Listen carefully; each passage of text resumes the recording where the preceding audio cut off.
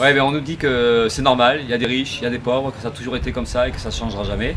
Et on nous dit aussi que ben, la misère, c'est une fatalité, c'est inévitable. Et nous, justement, on dit que c'est archi faux tout ça. C'est pas la misère aujourd'hui, c'est le résultat d'un système, d'une société, d'un fonctionnement économique. Et aujourd'hui, on voit bien d'ailleurs hein, que la misère s'aggrave et en même temps, la richesse, une poignée de possédants s'accroît. Donc on voit bien qu'il y a un lien. Et que du coup, ben ouais, on voit un système qui légalement repose sur le vol des richesses, sur le détournement, sur l'accaparement, et qu'une minorité, donc, parce qu'elle possède, parce qu'elle dirige, parce que tous les choix sont faits en fonction de ses propres intérêts, eh bien, peut s'enrichir sur le dos des autres.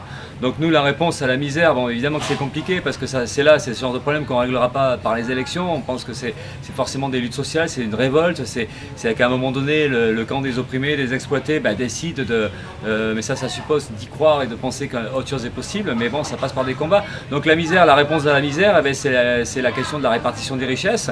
Même la répartition des richesses, à la limite, ce serait un peu trop sympa, ce serait même un peu trop timide. C'est qu'il faudrait reprendre tout ce qui a été volé. Et on a la légitimité, notre camp social a la légitimité de parler comme ça. Il faudrait reprendre et mettre en place un système économique qui permet une répartition égale des richesses, ou en tout cas que tout le monde puisse vivre décemment. Parce que la question, c'est surtout celle-là. Parce qu'à la limite, qu'il y ait des riches, très riches, on pourrait s'en foutre un peu. Mais là, le problème, c'est que cette grosse richesse, elle se fait de toute façon aux dépens de la majorité de la population. Donc il faut absolument qu'il y ait un niveau de vie décent pour tout le monde, qu'il y ait de quoi vivre, se nourrir, se loger, se soigner, s'éduquer, tout ça c'est fondamental. Donc ça passe forcément par la remise à cause du système.